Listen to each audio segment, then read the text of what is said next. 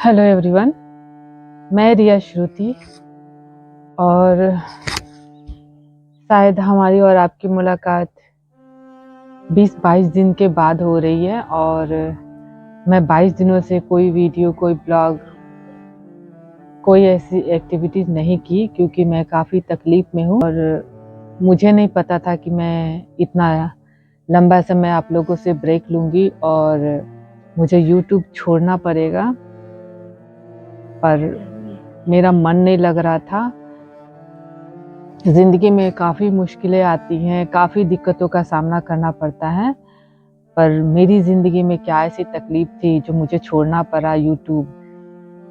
तो मैं काफ़ी इस बीच डिप्रेशन में हूँ और अब भी हूँ और मुझे कोई रास्ता नहीं लग रहा है कि मैं इस सिचुएशन से निकल भी पाऊँगी या नहीं।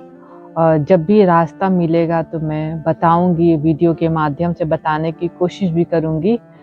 और तकलीफ़ ये है कि मुझे कोई गैर या फिर कहीं और से नहीं मिला, मेरे अपनों द्वारा ही मिला है और इसका मुझे काफ़ी अफ़सोस के साथ कहना पड़ रहा है।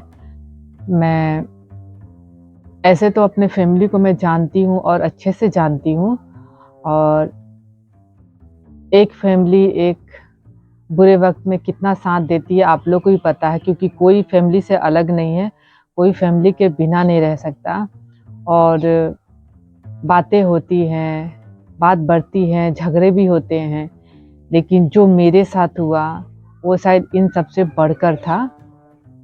कहने का मतलब है ऐसा नहीं होता है कि कोई मारे तो ही चोट लगता है, कोई बोलता भी है तो भी काफ़ी तकलीफ़ होती है और का तो कोई रास्ता भी नहीं होता है। तो मेरा वीडियो बनाने का मकसद था कि मैं उन लोगों को बता सकूं जो मेरा वेट कर रहे थे कि हमारी वीडियो नहीं आई। और वीडियो नहीं आने का कारण एक नहीं है, दो नहीं है, कई हैं। और वक्त आएगा तो शायद 2024 को मुझे अलविदा भी कहना पड़ सकता है, क्योंकि जिस सिचुएशन से मैं गुजर रही हूँ वो मैं समझ सकती हूँ, या मेरे जगह कोई ऐसी लड़की है जो मेरी तरह ही है। भगवान ने प्यार के लिए ही करती आ रही हूँ और मैं अपने खुद के लिए कभी समय नहीं दी, क्योंकि मुझे इतना ही हमारा कर्तव्य है और शायद हम अपने कर्तव्यों से बंधे हुए थे, ऐसा भी कह सकते हैं। और यही सोच हमें ले डूबी और मुझे नहीं पता था कि मेरी ज़िंदगी में एक मोड़ ऐसा आएगा कि गैर तो मुझे बर्बाद नहीं कर सकते, लेकिन मुझे अपने द्वारा ही मुझे बर्बाद होना पड़ेगा। अपने परिवार के द्वारा ही मुझे बर्बाद होना पड़ा। और आज ऐसे मैं दो राह में खड़ी हूँ कि ना मेरे साथ मेरा फैमिली है और ना ही मेरे साथ बाहर के लोग हैं। और मुझे डिसीजन लेने में काफ़ी दिक्कत हो रही है और ना मैं जी पा रही हूँ और ना ही मैं मर पा रही हूँ। और मैं क्या करूँ मुझे खुद समझ में नहीं आता। मैं सोची आप लोगों से सलाह लूँ, हो सकता आप लोग सलाह दे दें और तभी शायद मेरी ज़िंदगी आगे बढ़ भी जाए, वरना मुझे नहीं लगता कि ऐसा होने वाला है। और मैं तो कभी सुनी थी कि किसी के पापा नहीं होते हैं तो उन बेटियों का क्या होता होगा, पापा की यादें आती होंगी, चाहे ज़रूरत को पूरा करने वाला कोई नहीं होगा। पर मुझे ये नहीं पता था कि ये सिचुएशन मेरे साथ भी होगा और पापा के खोने के साथ साथ मुझे परिवार भी मुझे छोड़ देगा, या यूँ कहे कि जीते जी ही मेरा परिवार मुझे त्याग देगा। मुझे इस बात का थोड़ा भी आभास नहीं था। मैं तो कभी सपने में भी नहीं सोची थी इस बात को। और जो मेरे साथ हुआ, हमारी मुझे दी गई है, उसके पीछे कोई साजिश है तो शायद मैं इस काम में नहीं आती। और मुझे इस बात का पता था, दिल कहता था हमारा बदनाम करना या फिर हमारे इज्जत को उछालना। मैं पॉजिटिव सोचती हूँ, वो फैमिली हमारे लिए नेगेटिव सोचती है और मैं सच्चे दिल से करती हूँ। और बट मेरी निभाती हूँ और निभाती ही रहूँगी। और मैं कभी दिमाग नहीं चलाती हूँ अपने परिवार में, कारण है शायद हमारे दिल रखेंगे तो शायद नेगेटिविटी लोग आप पर हावी होंगे, और मेरे साथ भी यही हुआ। और मैं अपने दिल से, वो हमारे अपने ही हैं और मैं उनको कोई बद्दुआ नहीं दूंगी, ना ही मैं उनको ऐसा कुछ कहूँगी। पर एक बात कहते हैं ना लोग कि जब आप अच्छे काम करते हैं, अच्छे आगे बढ़ते हैं और आप सच होते तो आपका दुश्मन हज़ार होते हैं। मुझे नहीं पता था कि मुझे जो भी जिम्मेवारी या नाम दिया गया है कि मैं पहले से थी, बेटी या बहन की जिम्मेवारी दी गई है, उसके पीछे कोई साजिश है। मुझे इस बात का थोड़ा भी एहसास नहीं था और मैं कभी सोची भी नहीं थी, क्योंकि मेरे परिवार मेरे लिए बहुत मायने रखता है और मैं अपने परिवार को कभी अपमान नहीं कर सकती। हाँ, ये बात है कि मेरे पापा के जाने के बाद मुझे हर एक अपमान छोटी से छोटी चीज़ों के लिए होना पड़ा और होती आई हूँ और हो भी रही हूँ। ऐसा नहीं है कि मैं हो नहीं रही हूँ, अभी भी हो ही रही हूँ और हो रही हूँ। मुझे काफ़ी तकलीफ हो रही है।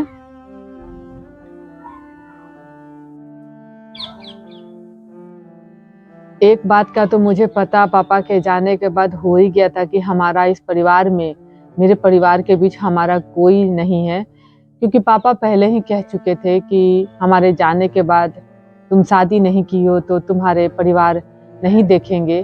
पर मुझे ऐसा लगा कि नहीं, ये शायद मजाक है, क्योंकि माँ बाप तो सबके माँ बाप होते हैं और सबसे ऊंचा दर्जा होता है। लेकिन पापा के जाने के बाद मेरी माँ का कहना है कि वो जिम्मेवारी हमारा नहीं निभाएंगी, तो उस समय भी मुझे लगा कि नहीं, ये सही गलत बोल रही हैं।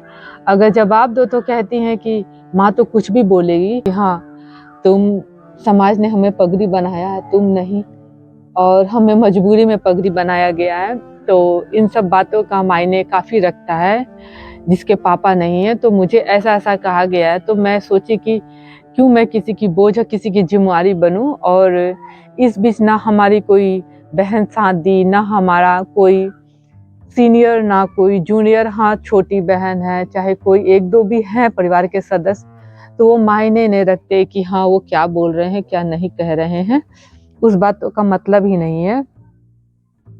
और इस बात सुन सुन करके मैं ना जी पाती हूँ ना मर पाती हूँ। तो मैं आपसे यही कहना चाहती हूँ, क्या बेटी को इज्जत से रहना या माँ बाप का इज्जत को बनाए रखना, क्या गुनहगार होती है बेटी?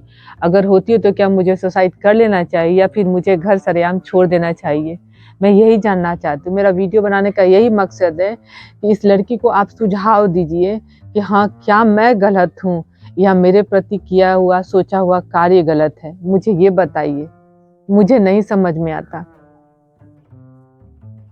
अगर घर में किसी को खांसी हो तो उसकी जिम्मेवार मैं हूँ। अगर कोई घटना घटे तो उसकी जिम्मेवार मैं हूँ। अगर कोई अशुभ काम हो तो उसकी जिम्मेवार मैं हूँ। मैं हूँ। अपने ही खून के रिश्ते से मैं अलग हो गई पापा के जाते ही। मैं बोझ हूँ। तो ऐसी बेटी को लेकर क्या करेगी कोई भी माँ? अगर हम ऐसी बेटी है तो भरी समाज में हाथ पकड़ के बाहर निकाल देना चाहिए। जिस दर्द से हम गुजर रहे हैं, जिस अकेलेपन से हम गुजर रहे हैं, हमारी जरूरत को पूरा करने की बजाय हम पे आरोप गढ़े जाते हैं, एक से बढ़ के एक, और सारा परिवार सारा खानदान मजा लेता।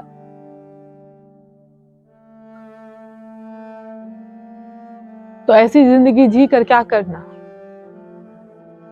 मेरा मन नहीं लगता था, मैं एजुकेटेड नहीं हूँ, मैं पढ़ाई पूरा कंप्लीट नहीं कर सकी, मैं करियर नहीं बना सकी, क्योंकि मेरी माँ ने कभी चाहा ही नहीं कि मैं जीवन में आगे बढ़ूं।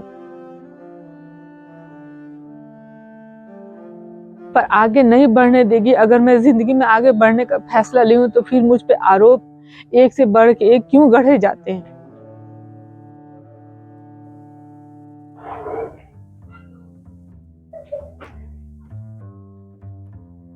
बेटी तब तक आपके घर की शान है जब तक उसके पिता उसका फर्ज निभाने के लिए, वरना कोई नहीं। और बेटी गलत करे तो बेटी गलत है, और हम जैसी बेटी हो क्या जो कभी गलत की ही नहीं हो, उसका जवाब कौन देगा?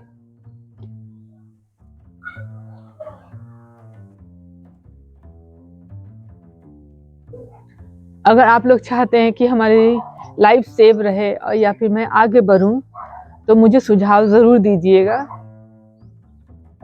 वरना शायद ये 2024 हमारे लिए लास्ट है और ये मेरी लाइफ की शायद अंतिम जर्नी भी हो सकती है, और आगे नहीं बढ़ पाई तो, क्योंकि अब मैं थक चुकी हूँ, हार चुकी हूँ और खुद से हार गई हूँ, और मैं अपने परिवार को दुत्कार करके भी कुछ कर नहीं सकती, और मैं किसी से शिकायत भी नहीं कर सकती, और मेरी जिंदगी ऐसी नर्क के गर्त में है कि मैं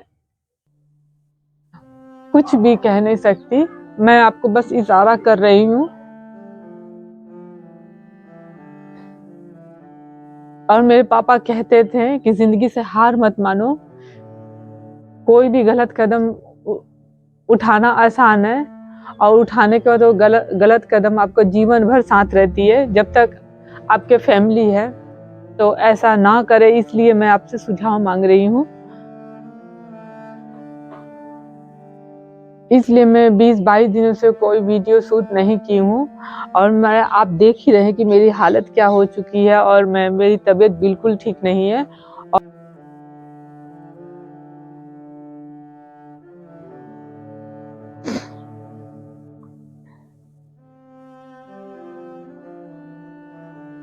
किसका घर का मुखिया माँ से अलग करता है बेटी से, बेटे बंटवारा करते हैं, बिना बात का बेटी को माँ से अलग कर दिया गया है। हम चाह करके भी माँ को पानी नहीं दे सकते, तो हम घर में रह के क्या करेंगे। और हमारे अपने ही हमारा मजा लेते हैं, गैर को तो छोड़ ही दीजिए। गैर की तो बात यहाँ है ही नहीं, बिल्कुल नहीं है। सारी दुनिया पैसों की भूख होती है, परिवार का इज्जत मायने नहीं रखता। तो इज्जतदार बनने के लिए क्यों कहा जाता है बच्चों से, क्यों कहा जाता है कि आप सच बोलिए। सच इतना ही कड़वा है, सच से जब परिवार अलग हो जाते, दो राह में बढ़ जाते, तो क्यों परिवार को कहा जाता है कि तुम सच बोलो। सच तो बोलना ही नहीं चाहिए ना, मन में छल रखना चाहिए, मुंह पे कुछ और बोलना चाहिए, ताकि सब मिलजुल कर रहे। तो क्यों कहा गया कि तुम सच बोलो, तुम सही रहो, तुम इज्जतदार बनो। क्या फायदा इस बातों का। इसकी प्रूफ मैं हूं। मैं सच हो बोलकर क्या की, जब सामने वाला मेरी माँ के सामने कहता है कि सच बोलकर भी तुम कुछ करने वाली नहीं, मैं झूठ बोलकर भी 1000 काम करूंगा, तो ये सच है, ये हुआ है और हो रहा है, होता रहेगा जब तक मैं आंखों से दूर न जाऊं, चाहे जीऊं चाहे मरूं। जब तक मैं ये घर नहीं छोड़ूंगी, जब तक आंखों से दूर नहीं जाऊंगी, तब तक नहीं पता चलेगा कि हाँ हम सही हैं या गलत है। यहाँ रहूंगी तब भी मरूंगी, बाहर जाऊंगी तब भी मरना ही है।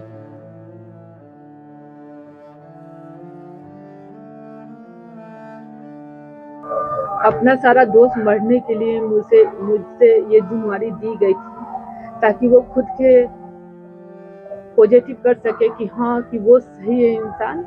लेकिन सच तो ये है कि जो हमें जिम्मेवारी दिया गया, अपने सारा दोष हमारे मत्थे भरने के लिए सब किया गया था। मुझे इस बात का एहसास था, लेकिन कभी ये दिमाग में नहीं, एहसास मेरा दिल कहता था, लेकिन मेरे दिमाग में ये बात कभी नहीं आया था। तो मुझे पता था कि वो अपना सारा दोष हमारे ऊपर मंडा जा रहा है, उसकी नेगेटिविटी हमारे ऊपर फेंकी जा रही है कि हाँ तुमको ऐसा कहा जाएगा, तुम दोषी बनोगी। मुझे पता था, मेरा दिल। किसी आउटडोर इंसान के कहने पे अपने ही परिवार को बर्बाद करना क्या मतलब होता है। ऐसे ऐसे परिवार होते हैं लोग में। कोई खांसता है, कोई बीमार होता है, कोई मुसीबत आता है, उसकी जिम्मेदारी सिर्फ बेटी होती है, घर का और सदस्य नहीं है। मैं सच बोली तो मैं जिम्मेवार हूँ, अगर मैं गलत बोलूँ, हाँ मैं हाँ मिलाऊं, लालची बनूं और तुमसे मतलब मांगू, तुम्हारा जूता चाटू, तो मैं सही हूँ। तो मैं ऐसा जीते जी कभी करने वाली नहीं हूँ। तो जो लोग हमारी वीडियो देख रहे हैं, मैं बता दूं, एक सच्चा इंसान, सच्चा भावना रखने वाला इंसान कभी किसी गलत इंसान का जूता नहीं चाट सकता, और मैं कभी नहीं चाटूंगी। मेरी मौत आए तो आए, मैं मरने को तैयार हूँ, लेकिन जूता मैं कभी नहीं चाटूंगी। जब मेरे पापा हमको आंखों पर रखे थे, तो मैं आंखों पर रह के ही जाऊंगी, किसी का जूता मैं नहीं चाटने वाली। और जो लोग हमारे परिवार के साथ मजा लेते हैं ना इस बात का कि दुश्मनी बोलना आसान है, अरे अपने दुश्मन को मुड़ कर देखो, वो दुश्मन क्या है। तुम भाई बहन में क्या झगड़ा लगाओगे, क्या फायदा चाहते हो, पैसे चाहिए तुम्हें, तुम्हें बेशुमार पैसे मिलेंगे मेरे जाने के बाद।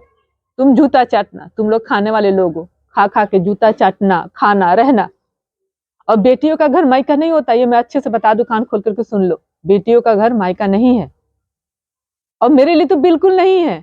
जो तुम लोग सोचते हो कि शादी नहीं की, लेट हुई है, कि घर में खाने के लिए या पैसों का लालच तो तुम लोग पाल के रखे हो, तभी तुम लोग भाई बहन का, मेरे घर का मजा लेते हो। तो तुम लोग लालची हो, तुम लोग मोहताज हो मेरे अनाज का, मेरे धन का। और ये धन किसी एक का नहीं है जिसपे फान रहे हो तुम। बेशक तुम खाओ, तुम्हारा स्वागत है। तुम ऐसे मतलबी इंसान तो हर घर में होते हैं, जिससे हर घर रोता है और हर घर की बेटियां रोती है। तुम्हारी भी बेटी होगी, तुम्हें भी कभी भगवान दिन दिखाएंगे जरूर। मैं अपने को कभी नहीं कहूंगी, लेकिन तुम्हें जरूर कहूंगी, जो तुम लोग दरार पैदा किए हो। आउटडोर आउटडोर के कहने पे ही ना हमें सताया गया, हमें साजिश का शिकार बनाया गया, हमें इस्तेमाल किया गया। तो अब और नहीं इस्तेमाल होगा। सुन लो, तुम्हें जो करना है ना कर लेना, जो बिगाड़ना है बिगाड़ देना। और बिगाड़ चुके हो, हमारा दुर्दशा का कारण तुम लोग हो आउटडोर। जब घर के मुखिया को ही कंट्रोल में कर लोगे और हमको शिकार बनाओगे, और तुम लोग फायदा और अच्छे कहलाना चाहोगे, तो अच्छे इंसान को अच्छा कहलाना नहीं पड़ता है। अच्छे इंसान हमेशा अच्छे ही होते हैं, और बुरे इंसान हमेशा बुरे ही होते हैं, चाहे कितनों अच्छा बन जाए। तो लिली भी आ गई है। किसी ने कहा था कि जानवर से प्रेम, मेरे अपने ने ही कहा था। तो जानवर जितने सच्चे होते हैं, जितने अच्छे होते हैं, जो आपके आंख के आंसू को समझ जाते हैं रोने से पहले, और पोंछ लेते हैं, पी जाते हैं, वो आपके अपने नहीं करेंगे, मैं भी बता दूं। और इनको गाली दे जाता है, इनको गंदे गंदे गाली दे जाता है। जानवर क्या गाली समझता है, और कहने पे कहेगा हम तो जानवर को दिए। कोई बात नहीं, गाली देने वाले गाली देंगे, दूध काटने वाले दूध काटेंगे, कोई बात नहीं। आओ लिली, आओ यहाँ पे, देखो तो कौन है, बोलो, बैठो, बैठो, हाँ बैठो। तो ये मेरे आंख में आंसू थोड़ा भी नहीं देख सकती है लिली।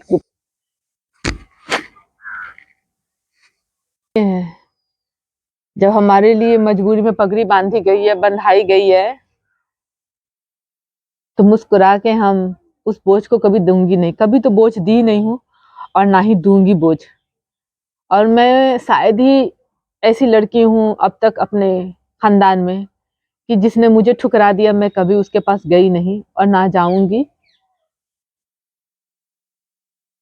खुश रहो तुम लोग, आबाद रहो। मेरे पिताजी नहीं है, वो नहीं आएंगे ना कहेंगे। और मैं यही कहना चाहती हूँ अपने फैमिली से कि आप लोग खुश रहें। और हमें तो आप दोषी बना ही दिए हैं, और जो भी बन चुकी हूँ या बनूंगी आगे भी, आप लोग की ही कृपा से बनी हूँ अब तक। मैंने तो सच्चे मन से हर कार्य किया, और कभी भी नेगेटिव नहीं सोची आप लोग के बारे में। लेकिन आप लोग हमेशा नेगेटिव में रह करके पॉजिटिव नकली दिखा करके नेगेटिविटी रखे थे, तो वो सामने आ ही गया। बेशक देर से आया, लेकिन आया तो जरूर आया है। और वक्त बताता है, वक्त गवाह है। लोग कहते हैं ना, वक्त वक्त पे रिश्ते बताते हैं, तो वक्त वक्त पे खून के रिश्ते भी बता दिए कि बेटियां कितनी बड़ी बोझ होती हैं। और तो मैं बोझ हूँ, ये मैं स्वीकार ली हूँ, और इस घर के लिए बोझ हूँ। मैं खुद के लिए बोझ कभी नहीं हुई हूँ। और जिनके लिए मैं इस धरती पे आई हूँ, उनके लिए तो मैं कार्य करूंगी, और करती आई हूँ, करती रहूंगी। बेशक मुझे मेरा परिवार का प्यार नसीब में नहीं है, कोई बात नहीं, बस वो खुश रहें। और मैं तो चली जाऊंगी, तो शायद ये हमारा लास्ट ही वीडियो होगा।